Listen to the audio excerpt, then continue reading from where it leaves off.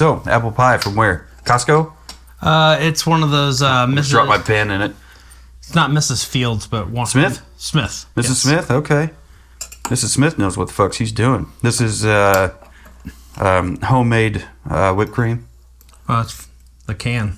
Homemade canned whipped cream. Yep. Somebody had to make it. Mm-hmm.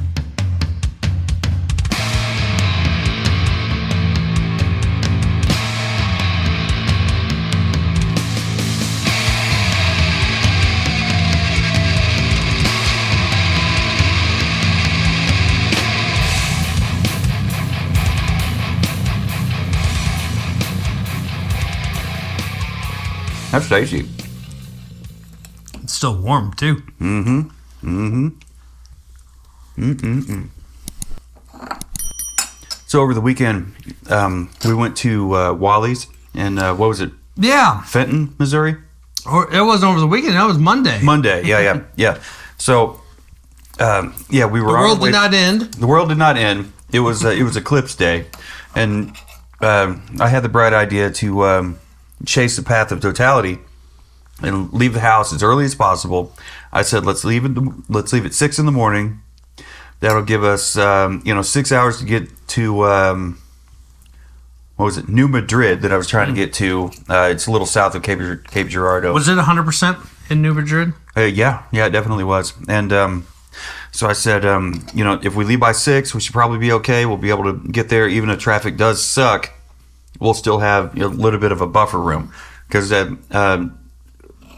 Cape Girardeau time, which would also be New Madrid time, was like right at 1:58 p.m. or something. So I thought if we had 6 hours to get there, we'd have time to grab a bite to eat, and then go get ready for the eclipse. We hit St. Louis, and you hit all the traffic, didn't you? Yeah, St. Louis, the traffic was already backed up for miles. And then when we got on the South Highway to go down, to go south, it was just bumper to bumper, stop and go, bumper to bumper, stop and go. Was it just rush hour, or was it people doing the same thing? I thought it was rush hour, but no, it was not. It was everybody and their fucking mother going out there to do the same thing. And I'm a big fan of the eclipse, right? So last time the eclipse came was in 2017. I took my daughter Molly up to St. Joe to the Glore Psychiatric Museum. Okay. So it's like an old funny farm, and they've got all kinds of stuff up there, like all of the ways that they used to treat, psychiatric issues, starting from like middle-aged type stuff where they would do bloodletting, and on up to just going ahead and burning the witch. And then in the 1800s and 1900s, they put you in an ice bath where like the only thing sticking out of it is your head, or they would put you in a big like aluminum container where only your head is sticking out, tuck towels around your neck, and they would give you like a hot bath, like a steam bath or whatever in there. And so like that was supposed to help calm you down. It didn't, because these people have mental issues. It's not a physiological thing. It's completely mental, chemical imbalances, whatever. There was a lady that had eaten, I think they cut her open. I think she had died from it. I forgot what the name of the problem is, but they cut her stomach open. It's when you grab random things and eat them. So they pulled like 114 different things out of her stomach. Wow. Iron stuff, like nails and screws and, other bits of random metal that she found that she would eat. They also had a nice little assortment of butt plugs, because I guess anal dilation was possibly part of the problem. Like people were just too fucking uptight. They couldn't poop. They weren't regular. So they did that, and it was great. And then we go down into the basement of the morgue, and I'll see if I can find the video and send it to you. But we go down into the basement of the morgue where they had the crypt. It was the morgue. It wasn't the crypt.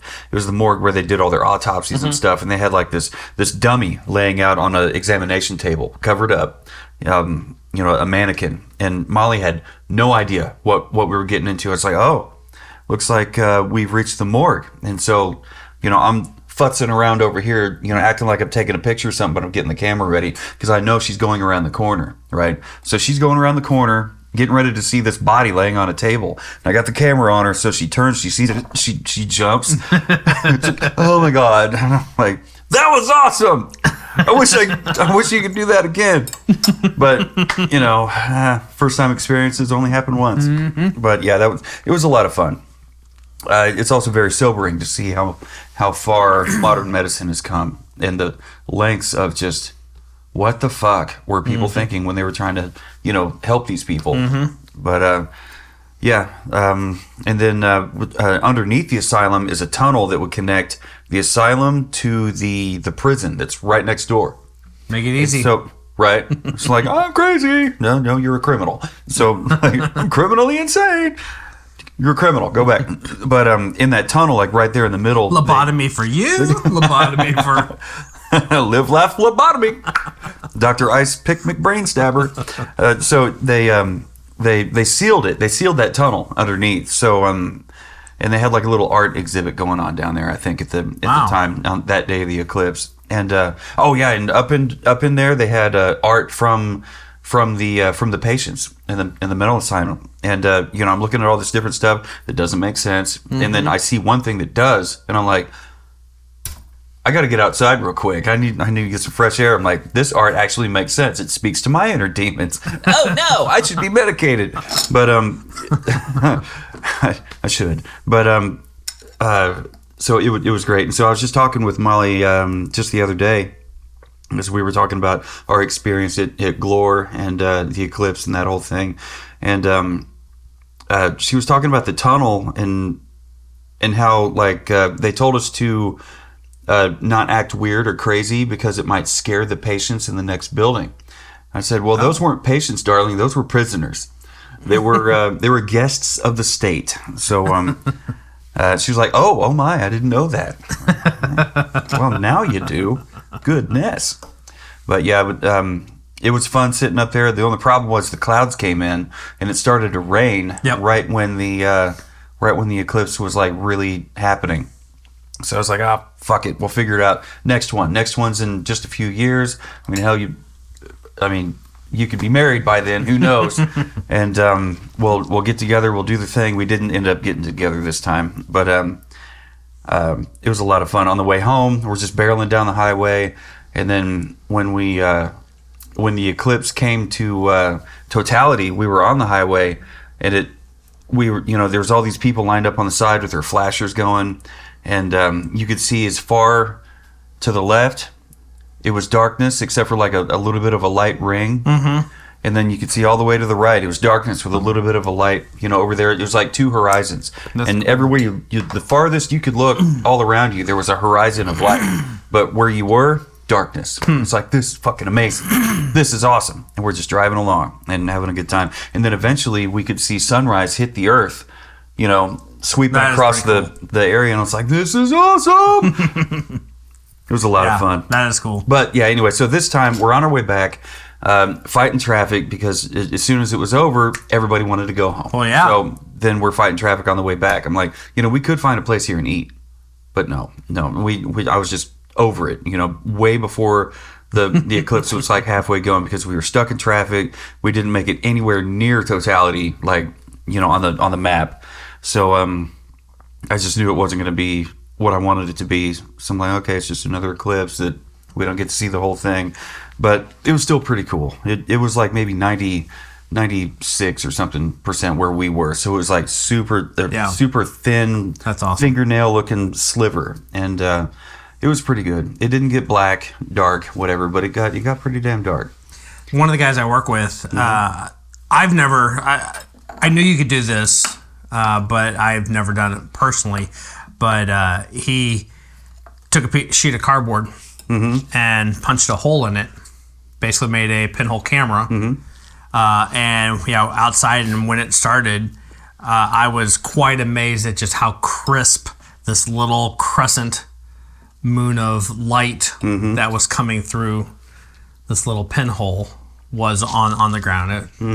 Pretty awesome. Did you notice the leaves on the ground? Or yes. the shadow of the leaves? Yeah, if you looked at the shadows under the trees, the light that would come through, would be all these little crescents. It is so wild. I remember first time I saw that, I was living out in Blue Springs. I was just a kid. I was like, the shadows are different. This is weird. And I didn't understand it until like maybe, 15 years later when there was another eclipse and I saw the same kind of shadows. I'm like, there it is again. What's going on? Freaking out. Let's taste the apple pie. So we're on our way back, and she's like, you know what? I think there's a Wally's here. And I'm trying to rack my brain. What the fuck is Wally's? What is Wally's? And so she tells me it's the competitor for Buc-ee's. We've been to Buc-ee's a couple of times now because she just loves Buc-ee's. We got to go all the way down. And Buc-ee's, if you're not familiar with it, it's a gas station, but it's also like a monstrosity. It's kind of a sideshow in itself. It's a damn sideshow as far as gas stations are concerned.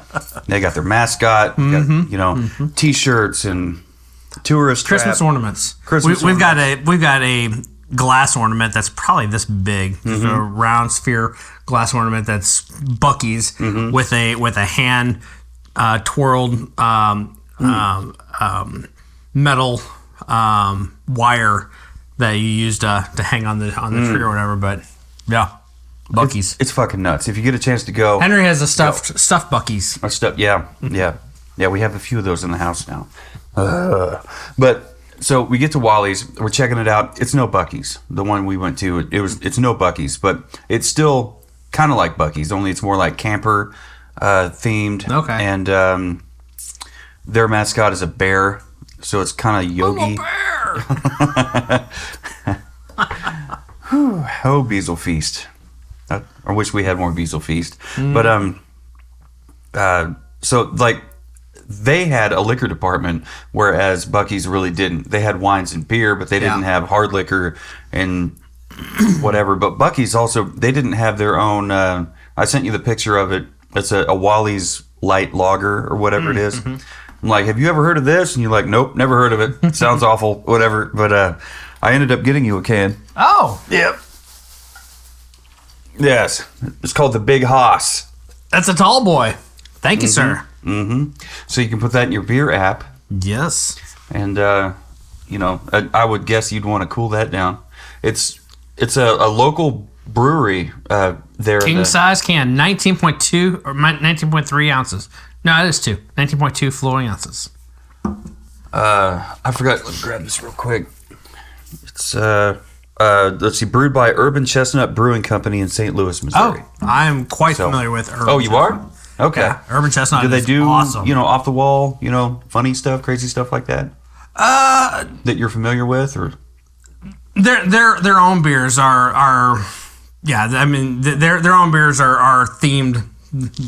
They've got their own themes and whatnot. I didn't realize they brewed stuff for gas stations. Gas stations. It's pretty fucking nuts. It's pretty cool. Thank you. Yeah, that's where I picked this up. This apple butter. Oh, okay. Made with Kentucky sorghum and bourbon. Apple butter spread. Kentucky grown, Appalachia made. I'm looking for the brand name on here. Is that it, maybe? Yeah, Bourbon Barrel Foods. Very cool. Distributed by Bourbon Barrel Foods in Kentucky. Louisville, Kentucky. Visit bourbonbarrelfoods.com. Visit Wally's. Visit Buc-ee's. Do all the things. Do all the things. Visit you a place that has delicious Mrs. Smith's apple pie and homemade from a can whipped cream. Cool Whip. Kind of a pie without Cool Whip.